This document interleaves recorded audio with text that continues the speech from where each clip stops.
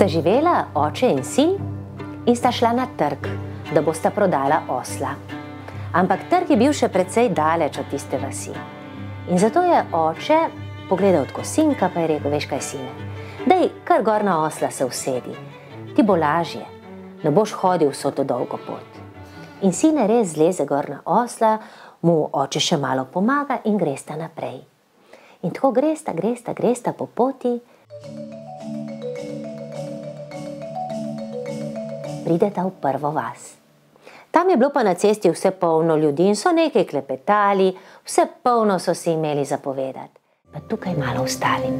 Mogoče je noter kakšen dober človek, mogoče se lahko malo ogrejem, mogoče ima malo kruha zame, da se okrepčam, mogoče mi pokaže pravo pot, je rekla. In je šla tja do vrat in je potrkala, potrkala. In kaj mislite, a so se odprla vrata? Ja, so se. In je bil tam na vratih en star mož.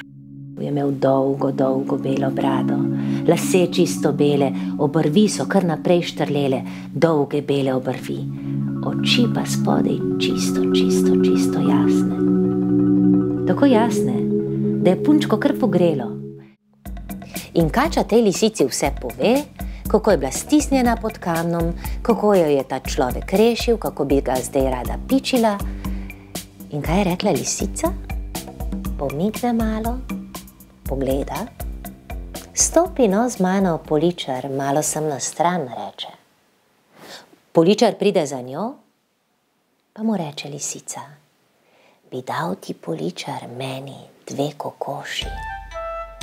Bi mi dal 2 kokoši, če bom govorila tako, da bo dobro zate. Veš, da je rekel Poličar, ne 2, jaz ti dam vse. In potem se lisička obrne k kači in reče: tako je, kača, vidiš, jaz mislim, da imaš prav. Ampak če hočemo biti pa res pošteni, moramo iti pa nazaj tja na lice mesta, da jaz vidim, kaj je bilo res. Da vidim, a si ti res bila noter stisnjena pod kamnom, da vidim, a te je res kamen tako tiščal, a te je res Poličar rešil, vse moram videti. Je rekla: gremo tja nazaj, pa se odločimo do konca.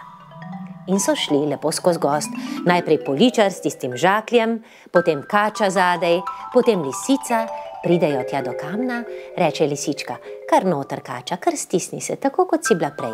Pa zleze kača noter, Poličar tisti kamen premakne in zakliče spet kača: pomagaj, zdaj me bo konec.